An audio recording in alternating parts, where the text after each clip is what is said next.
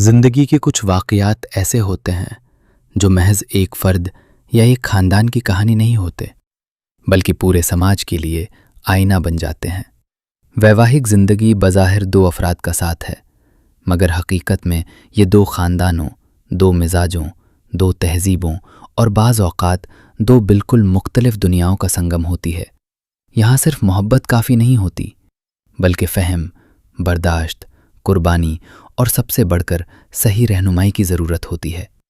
اگر یہ عناصر میسر آ جائیں تو بگڑتے ہوئے حالات بھی سنبھل جاتے ہیں، اور اگر یہ نہ ہوں تو بنتے ہوئے رشتے بھی ٹوٹ جاتے ہیں۔ یہ تحریر بھی ایک ایسے ہی نازک رشتے کی داستان ہے جہاں ایک معمولی سی غلطی پورے گھر کو بکھیر سکتی تھی، مگر صبر، حکمت اور دینی رہنمائی نے اسے نہ صرف سنبھال لیا بلکہ محبت اور سکون کا گہوارہ بنا دیا۔ یہ واقعہ 14 اگست 2020 کا ہے۔ ایک ویواہک مسئلہ ہمارے پاس آیا۔ لڑکی کا نام قرۃ العین اور لڑکے کا نام اسجد تھا۔ قرۃ العین ایک ایسے پس منظر سے تعلق رکھتی تھی جہاں اس کی غیر مسلم والدہ نے پہلے نکاح کے اختتام کے بعد ایک مسلمان شخص سے نکاح کیا، جس کے نتیجے میں گھر کا ماحول اسلامی ہو گیا۔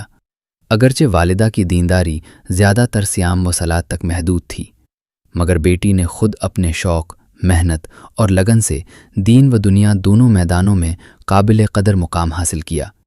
اس نے M.Com کیا، ساتھ ہی مدرسہ کی تعلیم بھی حاصل کی، اور یوں اس کی شخصیت میں علم و شعور کے ساتھ ساتھ پردہ داری، پرہیزگاری اور دینی غیرت نمایاں ہو گئی۔ اس کی دینی تربیت کا ایک اہم پہلو یہ بھی تھا کہ وہ فرحت ہاشمی کے بیانات باقاعدگی سے سنتی تھی، مختلف اسلامی کورس کرتی تھی اور دین کو محض معلومات نہیں بلکہ اپنی زندگی کا حصہ بنانے کی کوشش میں رہتی تھی۔ اس لڑکی کی فطری خواہش یہی تھی کہ اسے ایسا شریک حیات ملے جو نہ صرف دیندار ہو بلکہ اس کے مزاج اور پس منظر کو بھی سمجھتا ہو، خصوصاً وہ فرق جو پیدائشی مسلمانوں اور بعد میں اسلام قبول کرنے والوں کے درمیان عملاً اور مزاجاً پایا جاتا ہے۔ اسے کئی رشتے آئے، کچھ ایسے بھی تھے جو بعد میں اسلام قبول کرنے والوں میں سے تھے، کچھ معاملات طے بھی ہوئے، مگر کسی نہ کسی مرحلے پر کامیابی نہ ہو سکی۔ بالآخر اسجد کا رشتہ سامنے آیا۔ اسجد دلی کا رہنے والا، خاندانی تعلق پنجاب سے تھا۔ اللہ تعالیٰ نے اسے چند سال قبل ہدایت سے نوازا۔ اس نے دین و شریعت کا مطالعہ کیا اور اپنی زندگی کو سنوارنے کی سنجیدہ کوشش کی۔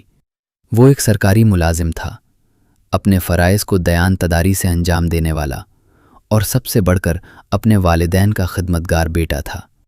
اس کے والدین اور بہن بھائی ابھی تک اسلام قبول نہیں کر سکے تھے، اور چونکہ اس کا بھائی بنگلورو میں مقیم تھا، اس لیے والدین کی مکمل ذمہ داری اسی کے کندھوں پر تھی۔ یہیں سے وہ نقطہ سامنے آیا جس نے اس رشتے کو آزمائش میں ڈال دیا۔ نکاح سے پہلے ہی قرۃ العین کا یہ موقف تھا کہ شوہر کے والدین کی خدمت اس کی ذمہ داری میں شامل نہیں، جبکہ اسجد کے لیے یہ بات ناقابل تصور تھی کہ وہ اپنے والدین کو چھوڑ کر الگ زندگی گزارے۔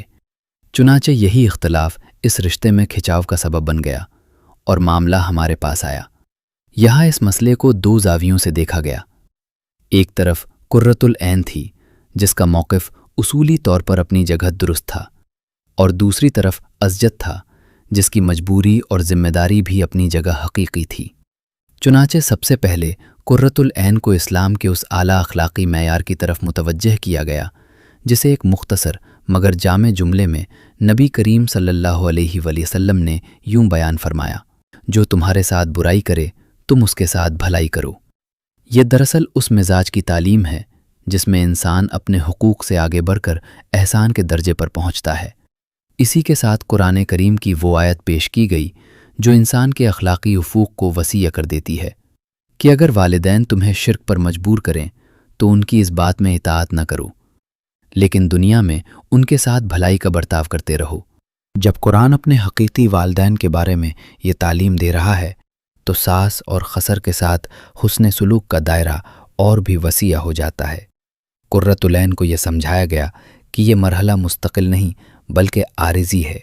اگر وہ اس وقت صبر، حکمت اور حسن اخلاق سے کام لے گی، ساس کو ماں اور خسر کو باپ کا درجہ دے گی، تو یہی رشتہ اس کے لیے رحمت، سکون اور عافیت کا ذریعہ بن جائے گا۔ दूसरी तरफ अज़जत को भी उसकी जिम्मेदारियों का एहसास दिलाया गया कि निकाह के बाद बीवी के हुकूक निहायत अहम हो जाते हैं। वो अपना घर, अपने वालिदैन, अपने रिश्तेदार सब कुछ छोड़कर उसके पास आती है। इसलिए उसकी दिलजोई और उसके लिए आसानी पैदा करना अज़जत की बुनियादी जिम्मेदारी है। मामला वक्ती तौर पर संभल गया, मगर आजमाइश अभी खत्म नहीं हुई थी। लॉकडाउन ने हालात को यकसर बदल दिया। अब घर में वालिदैन के साथ साथ भाई, बहन और भाभी भी आ गए। एक ऐसे माहौल में जहां दीनी फजा गालिब न हो, एक पर्दादार बाअमल लड़की के लिए खुद को संभालना एक कड़ा इम्तिहान बन गया। कुर्रतुल ऐन पर दबाव बढ़ने लगा कि वह पर्दे में नरमी करे, खुसूसन सर पर दुपट्टे और रिदा के एहतिमाम में कमी लाए। घरेलू जिम्मेदारियां अपनी जगह, रवैयों में फ़र्क अपनी जगह, और दिल के अंदर एक मुसलसल कश्मकश थी। वह सास और ननद के सामने तो खैर पर्दा न करती, यह चल जाता, लेकिन उसे मजबूर किया जा रहा था कि वह असजद के बड़े भाई के सामने भी सर पर दुपट्टा न डाले और मुंह न ढके, जो कुर्रतुल ऐन के लिए बड़ी आजमाइश साबित हुई। आखिरकार उसने दोबारा राब्ता किया, और इस बार उसके अल्फाज में बेबसी साफ झलक रही थी। उसने कहा कि अब इस घर में रहना उसके लिए मुमकिन नहीं। ये वह मकाम था जहां एक फैसला पूरी जिंदगी का रुख बदल सकता था। अगर वह अलहदगी इख्तियार कर लेती तो असजद के दिल में यह एहसास हमेशा के लिए घर कर जाता कि वह अपने वालिदैन से जुदा हो गया, और सबसे अहम गैर मुस्लिम वालिदैन के जहन हमेशा के लिए इस्लामी अखलाकियात से बदगुमान हो जाते, और उनके हिदायत की तरफ आने की जो थोड़ी सी उम्मीद थी वह भी खत्म हो जाती, और यह जख्म शायद कभी न भर पाता। चुनांचे उसे दोबारा सब्र और हिकमत की तरफ मुतवज्जह किया गया। उसे समझाया गया कि हर बात को अपने ज़हन पर लेना ज़रूरी नहीं होता। बाज़ बातों को एक कान से सुनकर दूसरे कान से निकाल देना भी एक बड़ी हिकमत है। सास का कभी बड़ी बहू के मुकाबले में छोटी बहू को कम अहमियत देना, या बाज़ मौक़ों पर रवैयों में फ़र्क होना, यह सब ज़िंदगी की हकीकतें हैं। इन्हें जाती तौहीन का मसला न बनाया जाए। पर्दे के मामले में वाज़ेह रहनुमाई दी गई कि वह अपनी दीनी हुदूद पर पूरी मजबूती के साथ कायम रहे, किसी किस्म की कोताही न करे, मगर इस दबाव की वजह से खुद को खानदान से अलग भी न करे, क्योंकि इसी माहौल में मुस्तकबिल की बेहतरी और हिदायत की उम्मीद भी पोशीदा है। यह एक नाजुक तवाज़ुन था, अपने उसूलों पर कायम रहना भी और रिश्तों को निभाना भी, मगर यही तवाज़ुन कामयाबी की कुंजी साबित हुआ। अल्हम्दुलिल्लाह कुर्रतुल ऐन ने इन बातों को दिल से कबूल किया। उसने सब्र को अपना जेवर बनाया, बर्दाश्त को अपनी क़ुव्वत और अल्लाह की रज़ा को अपना मकसद। वक्त गुजरता गया और हालात आहिस्ता आहिस्ता बदलते गए। चंद महीने गुजरे और फिर एक दिन उसका फ़ोन आया। इस बार उसकी आवाज़ में न कोई शिकवा था, न कोई शिकायत। एक अजीब सा सुकून, एक गहरा इत्मीनान और एक शुक्रगुजारी का जज्बा था। उसने बताया कि तमाम मराहिल आफियत के साथ गुजर गए हैं। घर का माहौल यकसर तब्दील हो चुका है। अब वहाँ मोहब्बत, उल्फत और एहतिराम की फ़ज़ा कायम हो चुकी है। अहम बात यह है कि कुर्रतुल ऐन और असज्जद की आज तक कभी हमसे बालमशाफा मुज़ाकरा नहीं हुआ। ये सारा मामला बज़रिया फ़ोन ही जारी रहा, और अल्हम्दुलिल्लाह खैर व्याफियत से हल हुआ। यह सिर्फ कुर्रतुल ऐन और असज्जद का घर नहीं, बल्कि हमारे समाज के हर चौथे घर की कहानी है, जहाँ सास और बहू के दरमियान गलतफहमियाँ, बदगुमानियाँ और अना के टकराव रिश्तों को कमज़ोर कर देते हैं।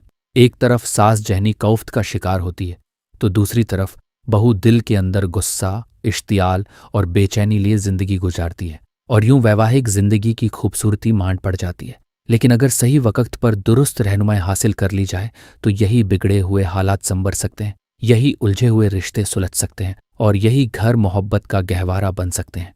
अगर आप या आपके अहले खाना में कोई वैवाहिक या ख़ानदानी मसाइल से दो चार हैं, तो खामोशी से बर्दाश्त करने के बजाय सही वक्त पर रहनुमाई हासिल करें।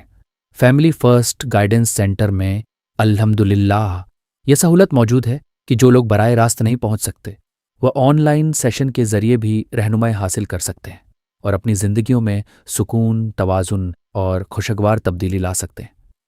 अल्लाह तबारक व ताला हर घर को मोहब्बत, सुकून और आफ़ियत का गहवारा बनाए, दिलों को जोड़े, रिश्तों में मिठास पैदा फरमाए, एक दूसरे के साथ हुस्न अखलाक, हुस्न सुलूक के साथ ज़िंदगी गुजारने की तौफ़ीक अता फरमाए। आमीन या रब्बुल आलमीन।